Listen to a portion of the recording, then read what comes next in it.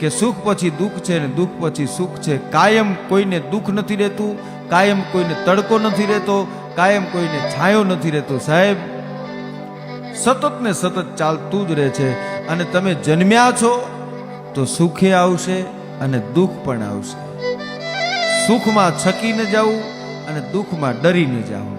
દુલાભાઈ કાગ લખે છે કે જો આવવાનું નક્કી જ હોય તો પછી એનાથી હૈયું શું કામ હલબલી જવું જોઈએ? આપણું હસતા મોઢે એને સ્વીકારી લેવાય. પરમાત્મા જે આપે, સુખ આપે તોય સ્વીકારી લેવાય, દુઃખ આપે તોય સ્વીકારી લેવાય. કારણ કે જે વસ્તુ આપણા હાથમાં છે જ નહીં, પરમાત્માએ નક્કી કરેલી જે વસ્તુ છે, મારા તમારા જે નસીબ છે, જે ભાગ્ય છે, એમાં કોઈ કાંઈ ફેરફાર કરી શકવાનું હોતું નથી. સાહેબ, સામાન્ય માણસની તો ક્યાં વાત કરો, ભૂમિપતિને પણ ભાગ્ય નડે છે. આફત આવીને પડે છે, ભૂમિપતિને પણ ભાગ્ય નડે છે.